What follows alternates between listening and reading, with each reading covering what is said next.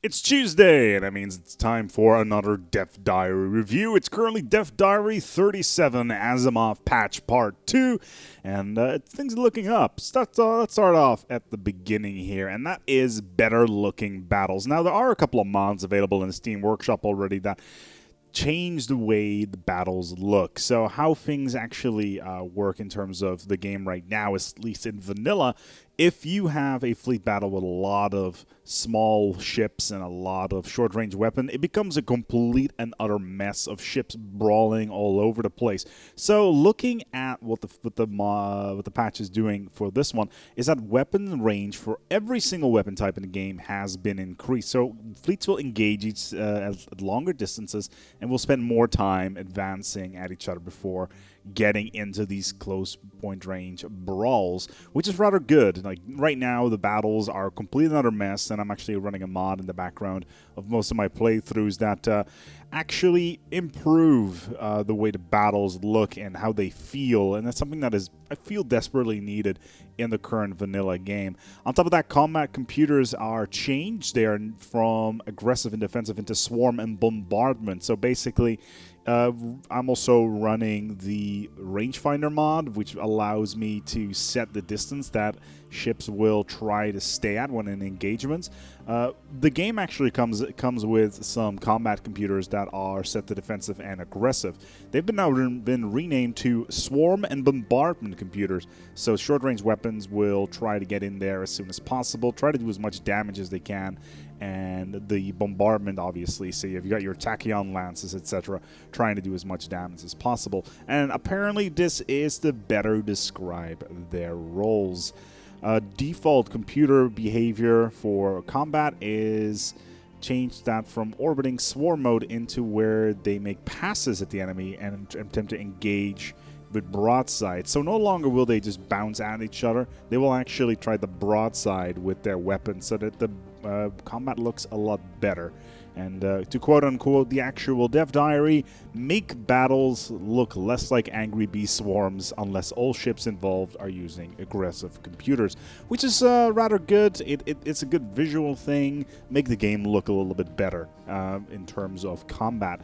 Map modes, and this is a pretty big one if you've ever played Crusader Kings 2 or Hearts of Iron 4 or Europa Universalis 4, map modes are the name of the game, and that is a big thing from Paradox Development Studio Games. And 3 map modes will be added: a diplomatic map mode, which shows diplomatic relationships with other empires; opinion map modes, well, if they like you or not, which is kind of useful if you want to have a quick oversight, because let's say you're running a game with, say, 17 AI, having a good idea of if they like you or not would be good. Another good thing with this one would be if you could actually see if you have a embassy with them. Obviously, embassies are no longer in Asimov, but nice things to have, and I'm prattling because obviously embassies are no longer in the game. Attitude map mode shows AI's attitude towards you. What this actually means is not particularly clear. Something that we'll need to look at once the Asimov free update comes out. Nomad fleets. Now, for those people that have played the game every once in a while on your playthrough, a Nomad fleet will arrive, and they are going to be fleshed out. Now, I've only encountered these guys maybe twice on like 24 plays, and all they do is share contacts with our empire at the moment. But at the moment, it looks like they're going to be fleshed out as a roaming fleet that can enter the galaxy sometime during the course of the game, and then will plot a course through the galaxy, visiting a variety of locations before they leave it again for destinations unknown. So, kind of like the migrant fleet in Mass Effect. They just float around, they do stuff, they interact with you in various ways. Could try to sell you ships or request permission to settle within your borders, etc. So you could get some free pops out of that. And yeah, the migrant fleet looks pretty cool from the images as well. So we may actually have some additional ship models on our hands. Slave factions. Now, factions right now are very underwhelming. If you look at a game like Crusader Kings 2, factions are the name of the game, really. They are the thing that defines your rule in Crusader Kings 2, and I really hope that in the future we're going to see more fleshed out stuff like that. However, slave factions are now going to be a thing. For Asimov, they are going to be reworking the slave factions to pair off factions called docile and malcontent slave factions. So the name implies docile slaves are slaves that are relatively content with their life, whereas the other slaves will be, they can riot more. I wonder if there's going to be a modifier in place. Like, the longer a slave has been a slave, the more docile they become, or how malcontent they will be based on your policies. There will also be a abolitionist fake faction that will try to free the slaves. So that's currently already in the game. We had the emancipation movements in the game already, so that's probably just an expansion on this.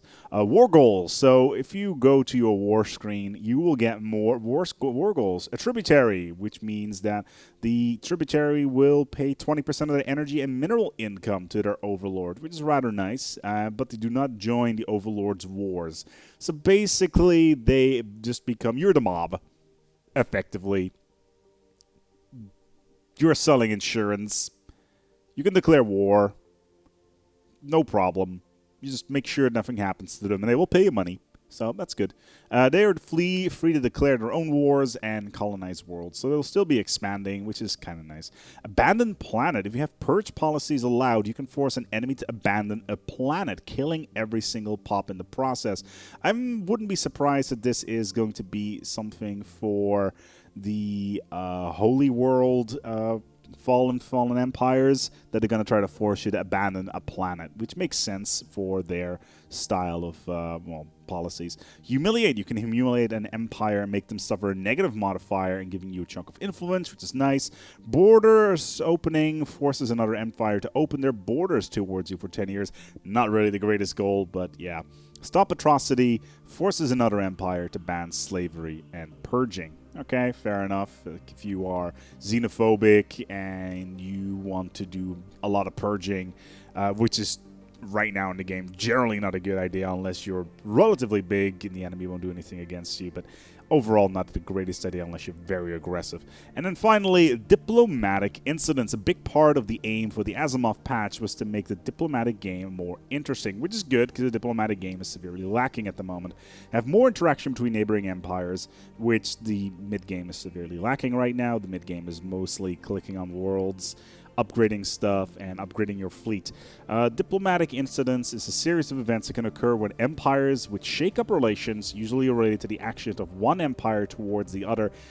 An example is an empire might suspect that a foreign science ship surveying inside their borders is there to spy on them. And the most important part of this sentence is a foreign science ship surveying inside their empire. This could mean that we actually finally will be able to survey inside other empires, which is rather good, because now we can actually finish up those special Easter egg runs that we will have. And will demand humiliating assurances from your own empire that their secrets are safe, or else they will close their borders to the transgressors. Pretty cool.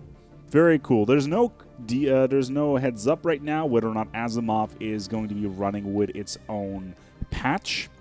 I hope so that is the case, because obviously for Clark we had our patch beforehand in beta format that we can try out, and I hope that's going to be the case for Asimov as well. What are your thoughts? Post them in the comments below and see what we can get out of this. Do you like war goals? Do you like more factions? Do you like nomad fleets? Or are map modes your pick of the week? Who knows? Like I said, put a comment below and we'll have a discussion about it and how things go. Until next time, take good care of yourselves and each other.